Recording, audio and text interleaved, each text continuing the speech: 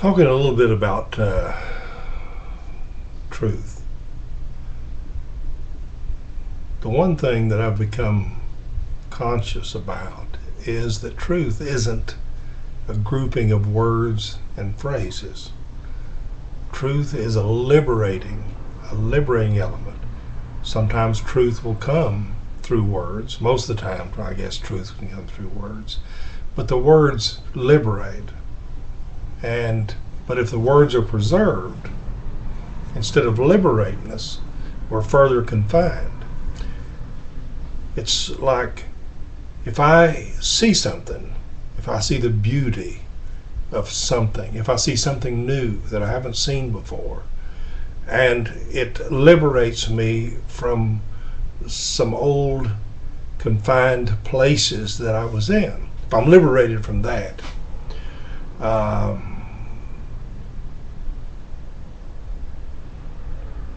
I can say that that truth set me free.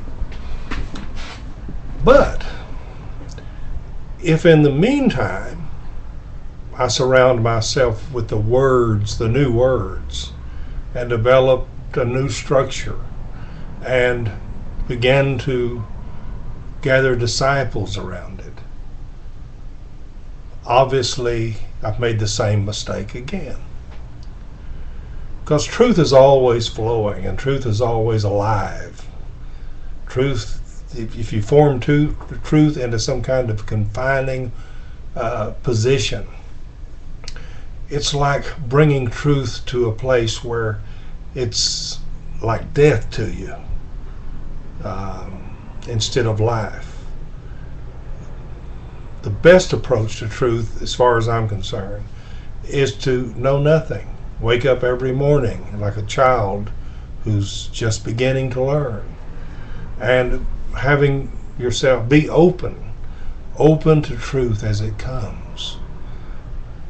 But tomorrow, be open to other truth that might explode the truth of yesterday.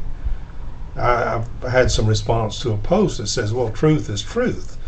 Well, truth is truth, but our relationship to truth is varying. And as soon as we take what we have today seen to be a truth, and it gives us this liberty that I was talking about earlier, we experience this liberty. And that liberty is so beautiful because truth will set you free. But you cannot preserve it. It cannot become a doctrine. It cannot become a dogma. Not today, not tomorrow, not the next day. You can't surround your children and grandchildren with walls of this truth that you've discovered. You can't start a school and begin to educate a following around this truth that you've discovered. Or what you've done then is you've formed another ism. You've developed another ism. And the last thing that the world needs is another ism. Men come out of one thing into another, out of this into that. The denomination that I was attached to growing up in 1904 or early 1900s was a unified group of people. But one fellow would see something a little different. Then another would see something a little different than that. And in a very short time, there was approximately 20 denominations. I mean, within 10 years, maybe 12, there was 20 different denominations that came out of that one group. And most of the time, each denomination said, we have the truth, you don't. It became then an area of judgment against someone else. And that kind of goes back to the metaphor of the tree of the knowledge of good and evil. Don't eat of it. In other words, don't look for the good doctrine. If you think you've got the good doctrine, then you're going to judge another doctrine as evil. So you stay away from judgment because you stay away from the dualistic ideology of good and evil. If you think you found the good, you are invariably going to judge someone else as evil. You can't find the good. You can't be right. You can't necessarily be wrong either. What you find in this truth, the epitome of this truth, of the truth, is pure grace, pure love. You don't want to shake yourself away from that. Pure grace, pure love. No judgment. No one is to be judged at all. Period. At all. So, when it says, you shall surely die if you eat of that tree, what kind of death are we talking about? To me, it's a death of division. It's a death of division.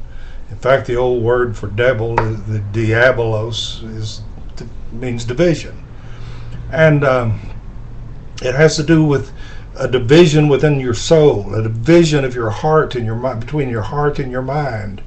It has to do with a division between you and someone else. It has to do with me looking or trying to become something higher than somebody else, or looking at somebody else as if they're higher than me, developing envy, developing some kind of jealousy. And we have a whole religious system of the world that thrives on such things as that. It's all about love. It's all about pure grace. There's nothing else. There is nothing else. And any truth that flows is going to be flowing to you out of grace and love. It's all going to be flowing there. No judgment about it. And you're going to be nourished by the truth that flows. It's a nourishment, just like food is to the body. It's a nourishment to the soul. And it's very important that we realize that we're not to preserve truth in words and phrases and develop disciples around words and phrases. We've got to quit doing that. In the society that we're in now, in the shift that seems to be taking place, there is more of a conscious desire in people to become enlightened. And this enlightenment comes through love. It does not come through doctrine, doesn't come from dogma.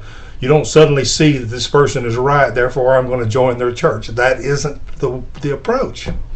And the shift that I feel like is taking place in our society now has more to do with an enlightenment without judgment. That's what I'm seeing. An acceptance, a love for everybody. It doesn't matter what they believe. It doesn't matter what they think they see. It doesn't matter if they're judging you. The thing, to me,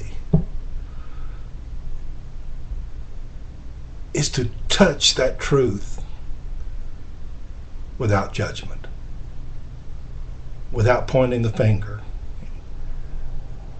without preaching retribution if you don't follow it, or rewards if you do.